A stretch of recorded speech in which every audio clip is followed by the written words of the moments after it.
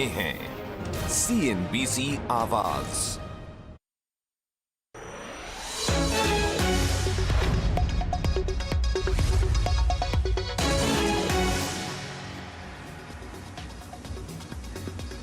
नमस्कार, मैं हूं दीपाली राणा। आप देख रहे हैं मार्केट्स टुडे। और 2 दिन की गिरावट के बाद बाजार आज बढ़त पर बंद होने में कामयाब रहा। निफ्टी लगभग 110 पॉइंट की तेजी के साथ 14,406 पर क्लोज हुआ। सेंसेक्स में भी 375 पॉइंट्स की तेजी हमने देखी आज के सेशन में। निफ्टी बैंक 670 पॉइंट की तेजी के साथ दिन के ऊपरी स्तर पर क्लोज होने में कामयाब रहा और मिड कैप्स में भी 100 अंकों की बढ़त आज के सेशन में रही। तो आज वीकली एक्सपायरी का दिन था, जिसके बाद हमने रिकवरी मार्केट में बनती हुई देखी। बैंकिंग, मेटल और साथ ही रियल्टी स्टॉक्स में खरीदारी थी। तेल गैस शेयरों में भी हल्की बाइंग आज के सेशन में देखने को मिल रही थी। हालांकि एफएमसीजी, आईटी और ऑटो स्टॉक्स में थोड़ा दबाव आज के सेशन में देखने को मिला था। लेकिन कल की तैयारी आपकी क्या होनी चाहिए, इस पर हम बातचीत करेंगे और साथ ही इंडेक्स पर भी लेंगे कॉमेंट। हमारे साथ रचना वैद्य मौजूद हैं डी स्ट्रीट विनर्स से। लेकिन सबसे पहले कुछ एक आंकड़े आपके सामने लेकर आते हैं। पहले बात करते हैं रेंज की, किस दायरे में आज कारोबार होते हुए दिखा। और निफ्टी ने आज 274 अंकों के दायरे में कारोबार किया, वहीं सेंसेक्स ने 938 अंकों के दायरे में कारोबार किया। निफ्टी बैंक सबसे ज्यादा बढ़ने वाला इंडेक्स था आज के सेशन में और यहाँ पर 1280 अंकों के दायरे में ट्रेड होता हुआ दिखा। एडवांस डिक्लाइन रेशियो अगर आप देखेंगे तो निफ्टी के 27 शेयर्स बढ़कर बंद हुए हैं, 23 शेयर्स दबाव के साथ क्लोज हुए हैं। सेंसेक्स के 18 स्टॉक्स बढ़कर बंद हुए हैं, 12 शेयर्स दबाव के साथ। और निफ्टी बैंक, जैसे कि हमने शुरुआत में भी कहा कि सबसे ज्यादा रौनक आज के सेशन में दिखा रहा था, निफ्टी बैंक के 12 कॉन्स्टिट्यूएंट्स में से 10 कॉन्स्टिट्यूएंट्स तेजी के साथ बंद हुए हैं। सिर्फ 2 कॉन्स्टिट्यूएंट्स ऐसे थे जो कि दबाव के साथ हुए हैं क्लोज। इसके अलावा निफ्टी एफ&ओ के अगर आप देखेंगे तो 87 शेयर्स बढ़कर बंद हुए हैं, 68 शेयर्स दबाव के साथ हुए हैं क्लोज। और अगर बीएससी एनएससी के आंकड़े सामने लेकर आए तो एनएससी के 1126 स्टॉक्स बढ़कर बंद हुए हैं, 745 शेयर्स दबाव के साथ। और बीएससी के 1762 शेयर्स बढ़कर बंद हुए हैं, 1158 शेयर्स दबाव के साथ बंद हुए हैं। पॉजिटिव कंट्रीब्यूशन देखिए आज आप, और 5 स्टॉक्स सबसे ज्यादा कंट्रीब्यूट कर रहे थे आज, वो बैंक कैटेगरी से थे। एचडीएफसी बैंक ने 32 अंकों का कंट्रीब्यूशन दिखाया, आईसीआईसीआई बैंक ने 31 अंकों का कंट्रीब्यूशन दिखाया, एचडीएफसी की ओर से 27 अंकों का कंट्रीब्यूशन था, कोटक महिंद्रा बैंक 12 अंक का कंट्रीब्यूशन देकर गया और एसबीआई की ओर से 7 अंक का कंट्रीब्यूशन। तो आज जो कमान संभाली वो दिग्गज बैंकों ने संभाली, सरकारी और प्राइवेट क्षेत्र से। अब नेगेटिव कंट्रीब्यूशन देखिए, एचयूएल 8 अंकों का नेगेटिव कंट्रीब्यूशन, टीसीएस 7 अंकों का नेगेटिव कंट्रीब्यूशन था, एशियन पेंट्स की ओर से 5 अंकों का नेगेटिव कंट्रीब्यूशन, टाइटन ने 4 अंकों का नेगेटिव कंट्रीब्यूट किया और अल्ट्राटेक सीमेंट ने 3 अंकों का। अब ऑल टाइम हाई देखिए, आज के सेशन में भी कई स्टॉक्स थे जो कि अपने ऑल टाइम हाई पर पहुंचे। पॉलीमेडिक्योर, ओरिएंट रिफ्रैक्टरीज, बलरामपुर चीनी मिल्स, विप्रो, जेएसडब्ल्यू स्टील में अच्छी स्ट्रेंथ आज के सेशन में रही। वॉल्यूम्स के हिसाब से अगर आप देखेंगे तो टाटा स्टील सबसे ज्यादा वॉल्यूम्स के साथ कारोबार हुआ, 2940 करोड़ के वॉल्यूम्स रहे। एचडीएफसी बैंक में 2737 करोड़ के वॉल्यूम्स थे। विप्रो में 2074 करोड़ के वॉल्यूम्स के साथ ट्रेड होता हुआ दिखा। इसके बाद अदानी पोर्ट्स और आईसीआईसीआई बैंक इन दोनों में लगभग 2000 करोड़ के वॉल्यूम्स आज के सेशन में रहे। तो ये कुछ स्टॉक्स है जहां पर सबसे ज्यादा इंटरेस्ट आज के सेशन में देखने को मिला। लेकिन अब इंडेक्स पे सबसे पहले कमेंट ले लेते हैं। रचना, नमस्कार, स्वागत है आपका। जो रिकवरी आज हमने देखी, काफी हद तक शॉर्ट कवरिंग भी थी, क्योंकि आप देखिए बैंक स्टॉक्स, एचडीएफसी ट्विंस जो सबसे ज्यादा दबाव बना रहे थे पिछले सेशंस में, वो सबसे ज्यादा कंट्रीब्यूशन देकर गए हैं आज के सत्र में। तो कहीं ना कहीं ये शॉर्ट कवरिंग का सपोर्ट ही था। लेकिन सवाल ये है कि डेटा या फिर चार्ट्स देखते हुए कोई इंडिकेशन मिल रहा है कि रिकवरी कल भी सस्टेन करेगी या कोई और सजेशन है?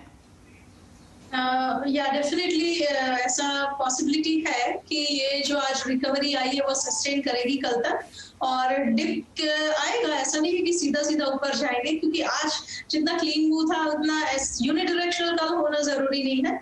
लेकिन हम सपोर्ट से दोबारा ऊपर जाएंगे और इसी हिसाब से निफ्टी में मेरा लॉन्ग कॉल है और एसएल होना चाहिए 14,270 के करीब, फ्यूचर्स की बात है। और टारगेट होना चाहिए 500 का, 600 का और 650 का, 14,500, 600 एंड 650।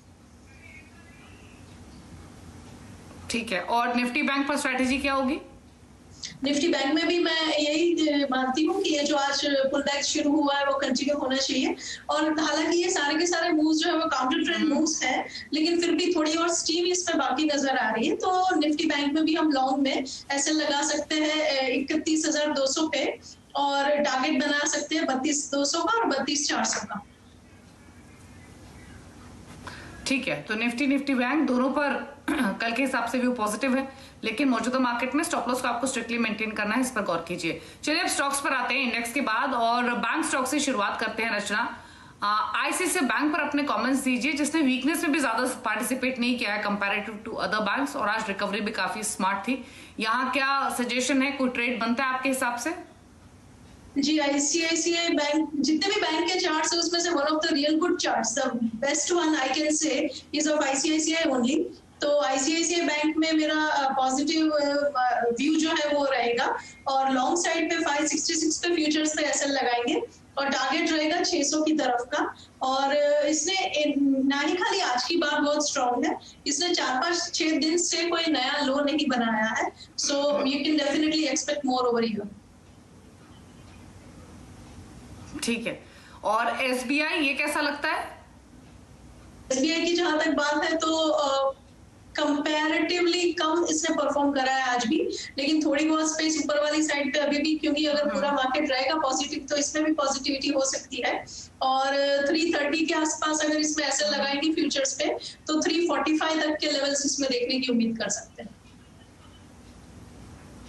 ठीक है, इसके अलावा मेटल्स पर अगर फोकस करें तो ये पॉकेट ऐसी रही है जिसमें इन्वेस्टर्स और ट्रेडर्स दोनों का काफी इंटरेस्ट रहा है। जेएसडब्ल्यू स्टील ने तो नए हाइज भी आज के सेशन में छुए, तो Tata steel, JSW steel specially कैसे लग रहे हैं?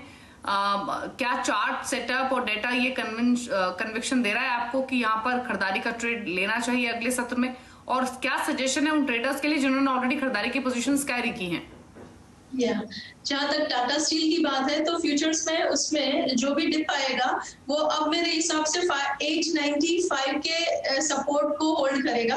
तो अगर करेक्शन वाले 1-2 दिन आए भी बीच में तो कोई ज्यादा दिक्कत वाली बात नहीं होनी चाहिए। मेरा इंट्यूशन ये है कि ये टाटा स्टील जो है वो जब तक 1000 टच नहीं कर लेगा ना तब तक इसकी रैली में जो भी डिप्स आएंगे डिप्स पे बाइंग कंटिन्यू होना चाहिए। ट्रेंड खत्म नहीं होगा जब तक ये 1000 को छू ना लेगा, और ये एक साइकोलॉजिकल लेवल भी होता है, तो इसका डिटर्मिनेशन ये नजर आ रहा है कि वहां तक जाके रहेगा ये। तो टाटा स्टील में हम फ्यूचर्स में लॉन्ग करेंगे तो ऐसे लगाएंगे शॉर्टर टर्म वालों के लिए 910 पे, और अगर पोजिशनल वाले हैं तो 895 के नीचे, और ऊपर वाली साइड पे हमारा टारगेट रहेगा 950, 960 एंड देन 1000।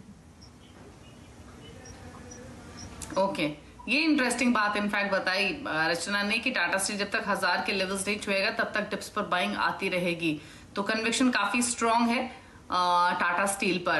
अच्छा, आईटी में हमने थोड़ी मुनाफा वसूली जरूर देखी आज के सेशन में, लेकिन कुछ सिलेक्टिव स्टॉक्स थे जो कि गिरने का नाम नहीं ले रहे हैं। उसमें से एक है विप्रो। स्ट्रॉन्ग अर्निंग्स के बाद स्ट्रॉन्ग मोमेंटम इसमें कंटिन्यू हो रहा है। आज भी ये स्टॉक 3.5% की मजबूती के साथ बंद हुआ है। क्या टारगेट्स आप देख रही है रचना आगे जाते हुए इसमें? इसमें जो नेक्स्ट टारगेट होना चाहिए दैट शुड बी, अभी 486 पे है कैश में बात करें तो, और पहला टारगेट होना चाहिए 492 जो जहां पे वो दोबारा जाएगा आज के डिप के बाद, और उसके बाद ये 500 को छूने की कोशिश करेगा। ओवरऑल सेक्टर ये भी स्ट्रांग ही है तो इसमें भी ये लेवल होना चाहिए अच्छी, और डाउन साइड पे इसमें रिस्क जो कंटेन करना चाहिए वो 475 के आसपास होना चाहिए। ओके, तो इस स्टॉक पर नजर रखकर चलिए। लगातार इसने स्ट्रेंथ दिखाई भी है विप्रो ने, और अभी भी काफी स्ट्रांग लग रहा है। अच्छा, आईटी की बात हुई है तो एचसीएल टेक पर बात कर लेते हैं, क्योंकि अर्निंग्स की वजह से ये स्टॉक फोकस में है। पहले आपको बता देते हैं नंबर्स कैसे रह सकते हैं। डॉलर रेवेन्यू में 3.5% की ग्रोथ रह सकती है एचसीएल टेक के। रूपी रेवेन्यू लगभग 3.25% बढ़कर आ सकता है सीक्वेंशियल बेसिस पे।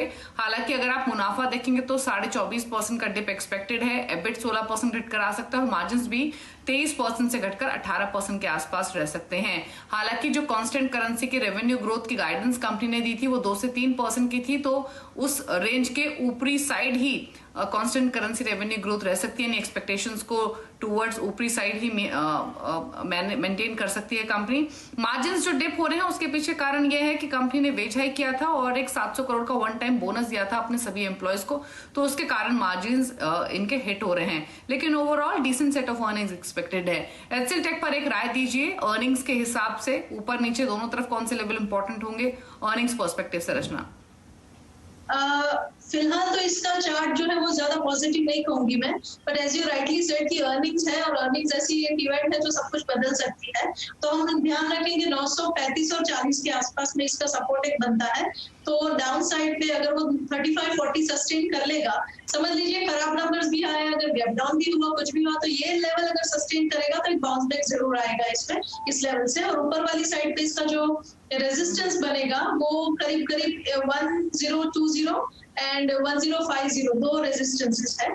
तो 940 एंड 1040 के आसपास ये इसकी पूरी रेंज बनेगी।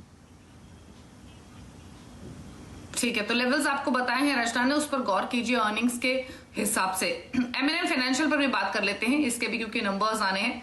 क्विकली आपको बता देते हैं नंबर्स कैसे एक्सपेक्टेड हैं। जो नेट इंटरेस्ट इनकम है वो 10% बढ़कर आ सकती है। मुनाफा हालांकि 140% बढ़ सकता है, क्योंकि पिछले साल का जो बेस था वो काफी छोटा था, तो उसका फायदा कंपनी को मिल रहा है मुनाफे के हिसाब से। हालांकि एक्सपेक्टेशंस यही है कि डिसबर्सल्स जो क्वार्टर 4 में रहे वो बेटर रहे हैं। हालांकि जो AUM ग्रोथ है वो फ्लैट ही रहने की पॉसिबिलिटी है, सीक्वेंशियल बेसिस पे भी और YY बेसिस पे भी। NIMs हालांकि स्टेबल रह सकते हैं सीक्वेंशियल बेसिस पे, क्योंकि रिकवरी बहुत स्ट्रांग हुई है, कॉस्ट ऑफ फंड में कमी देखने को मिली है, तो उसका फायदा मिलेगा। लेकिन इन नंबर्स से ज्यादा इंपॉर्टेंट रहेगा मैनेजमेंट का आगे का आउटलुक कोरोना रेस्ट्रिक्शंस के बीच में। तो इसीलिए कमेंट्री के बेसिस पे शायद ये स्टॉक ज्यादा रिएक्ट करे। M&M फाइनेंशियल के बारे में भी एक बार बताइए, अर्निंग्स के हिसाब से क्या स्ट्रैटेजी रख सकते हैं रचना? जी, अर्निंग के हिसाब से इसमें दो जो लेवल बनने चाहिए बोथ द साइड्स पे, 160 के करीब का डाउनसाइड का सपोर्ट लेवल है, जो मेरे हिसाब से सस्टेन होना चाहिए। डेली चार्ट इसका काफी अच्छा है और 160 सस्टेन करना चाहिए। 176 में है फिलहाल, तो अगर कोई थोड़ा बहुत इधर उधर भी हुआ रिजल्ट में, तो वो डाउनफॉल इस लेवल के विदिन में कंटेन हो जाना पॉसिबल है। और ऊपर वाली साइड पे इसका टारगेट हो सकता है 190 का, और अगर 190 के ऊपर अगर एक बार निकल गया then it will move towards 200। Okay, तो लेवल्स पर गौर कीजिए जो रचना ने बताया है। M&M फाइनेंशियल का अर्निंग्स के हिसाब से रहेगा फोकस में। अच्छा, कुछ और स्टॉक्स पर आ लेते हैं। एक व्यू लेते हैं नवीन फ्लोरिन पर, क्योंकि केमिकल स्टॉक्स ने पिछली बार भी कोरोना टाइम्स में सरेंडर नहीं किया था और इस बार भी वही ट्रेंड देखने को मिल रहा है। काफी स्ट्रॉन्ग मोमेंटम इन तमाम शेयर्स में है, हर डिप पर इनफैक्ट हम बाइंग आते हुए देख रहे हैं। दो स्टॉक्स पर राय लेते हैं। एक तो है नवीन फ्लोरिन जो कि 6.5% के साथ बंद हुआ मजबूती के साथ, और दूसरा है सुमितोमो केमिकल। MNC कंपनी है ये, और ये stock slow and steady mover जरूर रहता है और अभी भी एक रेंज में ट्रेड कर रहा है, लेकिन अगेन वीकनेस में इस स्टॉक की ओर से बहुत ज्यादा पार्टिसिपेशन हमने नहीं देखा है। इन दोनों स्टॉक्स को देखिए एक बार, सुमितोमो केमिकल जो कि कैश सेगमेंट का है, नवीन फ्लोरिन जो कि F&O में भी शामिल है, दोनों पर आपके क्या कमेंट्स हैं? जी, नवीन फ्लोरिन पे मेरा ये मानना है कि फ्यूचर्स के हिसाब से 3100 का लेवल जो है वहां से इसने अपनी आज मूवमेंट एक ब्रेकआउट के साथ शुरू करी है, तो ये स्टॉक में सस्टेन होनी चाहिए मूवमेंट। एंड 3150 को अब आपको एक लक्ष्मण रेखा मानना चाहिए। 3150 जब तक ये डिप्स पे होल्ड करेगा तो आप उसको दोबारा से बाय कर पाएंगे, और ऊपर वाली साइड पे 3250 और 3300 की तरफ जाने की प्रोबेबिलिटी दिखा सकता है। और जहां तक सुमितोमो केमिकल्स की बात है, तो उसका भी चार्ट आज का तो बहुत ही पावरफुल है, और ये कैंडल जो आज इसने बनाई है ये अपने आप में बहुत स्ट्रॉन्ग बार होती है, तो फॉलो थ्रू की उम्मीद, और ये बहुत इंपॉर्टेंट लेवल से बनी हुई है, तो इसमें फॉलो थ्रू की उम्मीद रख सकते हैं हम। ऊपर वाली साइड पे ये 320 की तरफ जाने के लिए रेडी है। 320 एंड 330 ये दो लेवल्स ये बनाएगा, प्रोवाइडेड इसको ओवरऑल मार्केट का सपोर्ट भी मिलता रहेगा जैसे आज था। कम से कम मार्केट फर्दर कोलैप्स ना करे, even if it is not rising everyday like it did today. And आज का जो लो है उसको हम एक सपोर्ट बना के चलेंगे, तो 290 के आसपास ऐसे लगाएंगे, एंड ऊपर वाली साइड पे 320 एंड 330 के टारगेट्स। रचना, एक बात माननी पड़ेगी, फाइजर पर आपसे बातचीत हुई थी सोमवार मंगल दोनों को, और आपने क्लियरली कहा था कि इस भाव पर तो आप नहीं खरीदेंगी और ना खरीदना चाहिए, डिप मिले तो लेना चाहिए। और देखिए आज स्टॉक, हालांकि न्यूज फ्लो ना तो कोई नेगेटिव था, न्यूज फ्लो पॉजिटिव ही रहा। इनफैक्ट फाइजर खबरों में भी था कि औरबिंदो फार्मा के साथ इन्होंने करार किया है वैक्सीन के लिए, और देखिए स्टॉक आज 5% गिरकर बंद हुआ है। तो कमाल का व्यू था आपका फाइजर को लेकर। अब बताइए क्या करना है, अब लेना है कि अभी भी रुकना है? Thank you so much. And हो सकती है खरीदारी, लेकिन अगर आप मल्टीपल लॉट्स करते हैं तो पूरा पैसा अभी न डालें, और एक लॉट अगर आप अभी लेते हैं तो दूसरा एक इम्पोर्टेंट सपोर्ट जो नजर में रखना चाहिए, दैट शुड बी अराउंड 4950। तो वहां तक भी अगर ये गया 4950 5000 के आसपास अगर ये गया तो हमें बेटर अपॉर्चुनिटी मिलेगी। अगर पहले से थोड़ा खरीद दिया है तो एवरेज आउट हो जाएगा। सो पार्ट में डिवाइड करें अगर जल्दी है तो, और वरना फिर 5000 का इंतजार करें। 5049.50 के रेंज में ये एंट्री देगा।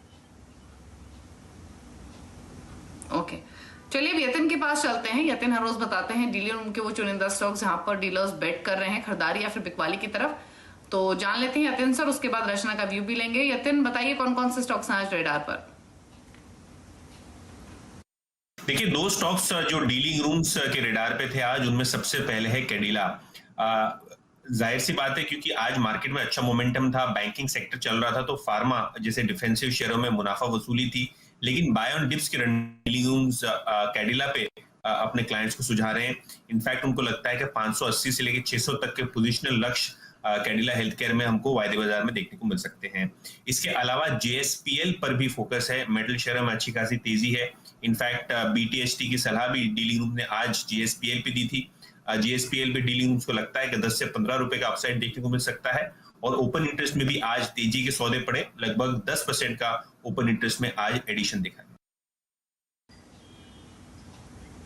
ठीक है, तो कैडिला पर सबसे पहले कमेंट ले लेते हैं। कैडिला पर क्या सजेशन रहेगा आपका? रचना, क्या करना है आपके हिसाब से?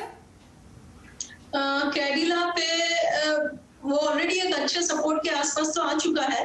तो आज के दिन का जो लो है 540 के आसपास का था, वो 535 और 40 के बीच में दोबारा वो अगर मौका देता है तो उस लेवल पे नजर रखनी चाहिए। 35 के आसपास अगर बाइंग कर पाएंगे तो बेटर बाइंग होगी। एंड ऊपर वाली साइड पे दोबारा से जो उसने रीसेंट हाई बनाया है 570 के करीब के, वहां पे वो जाने की कोशिश दोबारा एक बारी और करेगा जरूर। ठीक है, अच्छा, इसके अलावा फार्मा में ही कुछ और सेलेक्टिव स्टॉक्स हैं जो कि तेजी में थे आज। हालांकि वैसे तो हमने मुनाफा वसूली देखी। एस्ट्राजेनेका फार्मा, विविड लैब्स ये अच्छी स्ट्रेंथ दिखाकर बंद हुए हैं। एस्ट्राजेनेका फार्मा पर स्पेशली राय दीजिए, क्या सजेशन है स्टॉक पर? एस्ट्राजेनेका पे मैं पॉजिटिव हूँ और बाइंग का ही सजेशन दूंगी। और एस्ट्राजेनेका में अगर लॉन्ग करते हैं तो 3950 के आसपास इसका एसएल होना चाहिए। एंड 4700 का इसका टारगेट बन सकता है, क्वाइट अ ह्यूज टारगेट। पर ये जिस हिसाब से फार्मा में सेंटीमेंट भी बना हुआ है, फंड फ्लो जैसे बना हुआ है, उस हिसाब से ये कर लेना चाहिए इस टारगेट को। ठीक है, तो ये सजेशन आपको मिला है एस्ट्राजेनेका फार्मा पर। चलिए, इसी के साथ एक ब्रेक का वक्त भी हुआ है, लौटेंगे तो कुछ और स्टॉक्स पर रचना का व्यू लेंगे। आप देखते रहिए मार्केट्स टुडे।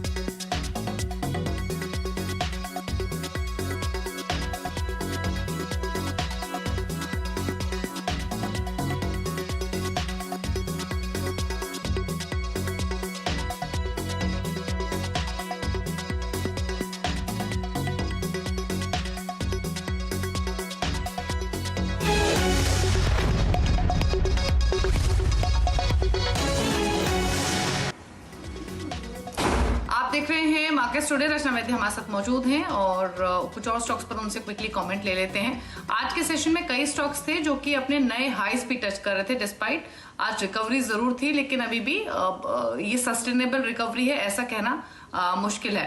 क्या कमेंट्स आपके रहेंगे पॉली मेडिक्योर पर? ये स्टॉक पर एक राय दीजिए। काफी स्ट्रॉन्ग वॉल्यूम्स के साथ ये स्टॉक अच्छी स्ट्रेंथ लेकर बंद हुआ है, कैसा लग रहा है चार्ट्स पर अब ये? जी, पॉलीमेडिकेयर के बारे में आई रिमेन पॉजिटिव एंड हम इसमें लॉन्ग करेंगे। और लॉन्ग साइड पे इसमें एसएल होगा 950 के करीब, और ऊपर वाली साइड पे टारगेट होंगे 1050, 1080 एंड 1100। और ये पहली बार है तो इसमें फॉलो थ्रू आने के बहुत हाई चांसेस है। मोमेंटम भी पॉजिटिव है, तो पोजीशन के लिए सोचना चाहिए। अब बलरामपुर चीनी मिल्स, इस पर भी एक राय दीजिए। इनफैक्ट इसी हफ्ते हमने मैनेजमेंट का भी इंटरव्यू किया था, उनका आउटलुक भी काफी स्ट्रांग है आगे के लिए, लॉन्ग टर्म के हिसाब से स्पेशली। लेकिन डे टू डे ट्रेड के हिसाब से या फिर पोजिशनल कॉल के हिसाब से क्या सजेशन रहेगा बलरामपुर चीनी पर? जी, अगर पोजिशनल बात भी करें बलरामपुर चीनी की, तो इसमें 230 के करीब एसएल आएगा इन दैट केस। और अगर शॉर्टर टर्म के लिए जो प्लेयर्स हैं उनके लिए एसएल आना चाहिए 255 के आसपास। एंड दोनों को लॉन्ग जाना चाहिए। एंड ऊपर वाली साइड पे इसमें टारगेट्स हो सकता है 290 का एंड 300 का, पोजिशनल वालों के लिए खास करके 300। ओके अच्छा, ये रियल्टी स्टॉक्स में डीएलएफ पर अपने कमेंट्स दीजिए, जो कि काफी तेज मुनाफ वसूली का शिकार हुआ था। आज शॉर्ट कवरिंग भी उतनी शार्प रही है, 5.5% बढ़कर ये स्टॉक बंद हुआ है। इस पर क्या कमेंट्स है? ये रिकवरी जो दिखी आज सस्टेन करेगी या फिर कोई और सजेशन होगा? जी, इसमें डिप तो आएगा, सीधा ऊपर नहीं जाएगा, लेकिन डिप जो है वो अगर 236 को सस्टेन कर लेता है तो 236 के एसएल के साथ हम इसमें दोबारा पोजीशन डिप पे बनाएंगे, तो ऊपर वाली साइड पे हमारा टारगेट हो सकता है 260 के आसपास। ठीक है, तो इस पर नजर रखकर चलिए। डीएलएफ पर जो कि आज हालांकि 5.5% के आसपास के मूव के साथ हुआ है क्लोज, एक अच्छी बिल्डअप स्टॉक में हमने आते हुए देखा। अच्छा, एक स्टॉक पर और ले लेते हैं, वो है एयू स्मॉल फाइनेंस बैंक का। राजस्थान में कोरोना रेस्ट्रिक्शंस के बाद काफी तेजी से लुढ़का था ये स्टॉक। आज 5% के आसपास के रिकवरी के साथ बंद हुआ है। एयू स्मॉल फाइनेंस में क्या करेंगे, क्या सजेशन रहेगा? जी, एयू की भी आज की मूवमेंट तो बड़ी ही पावरफुल है और ये पावरफुल मूवमेंट डेफिनेटली दिखाती है कि फॉलो थ्रू आएगा। ऊपर वाली साइड पे टारगेट होना चाहिए करीब करीब 1165 का, लेकिन डिप भी आएगा क्योंकि वो आज जहाँ पे बंद हुआ है वो अपने आप में एक रेजिस्टेंस लेवल है और वो आखिरी में थोड़ा इधर उधर हुआ भी था लास्ट हाफ एन आवर में, because it is at a resistance. तो डिप आएगा और डिप जब उसको 1050 और 60 के आसपास में सपोर्ट दिलाएगा दोबारा से, तब वो दोबारा सेकंड लेग ऑफ मूव शुरू करेगा and then it will go towards 1140। ठीक है, तो नजर रखकर चलिए इस स्टॉक पर भी। एक बार अदानी ग्रुप में अदानी पोर्ट्स और साथ ही अदानी ट्रांसमिशन, इन दोनों पर राय ले लेते हैं। अदानी पोर्ट स्पेशली इसलिए क्योंकि यहाँ पर वॉल्यूम्स भी काफी स्ट्रांग रहे थे, आज 2-2.5% चला भी और इस ग्रुप में काफी इंटरेस्ट रहा भी है पास्ट अगर एक्सपीरियंस देखें तो। अदानी पोर्ट्स, अदानी ट्रांस, दोनों पर क्या सजेशन रहेगा आपका ट्रेडिंग पर्सपेक्टिव से? अदानी पोर्ट्स पे I am not very positive. मेरा ये मानना है कि 750 और 60 के बीच में ये थोड़ा लड़खड़ाएगा और फिर मजा नहीं आएगा, चार्ट पूरा खराब हो सकता है वहां से, neither on the upside nor on the downside, clarity नहीं रहेगी। और जहां तक अदानी ट्रांसमिशन की बात है तो उसका चार्ट डेफिनेटली बेटर है, नजर रखनी है तो यहाँ पे रखनी चाहिए। एंड इसके अंदर हम ऐसे लगा सकते हैं 1020 के नीचे और ऊपर वाली साइड पे हमारा टारगेट हो सकता है 1140 तक का, मतलब पूरे 100 है यहाँ से। ओके,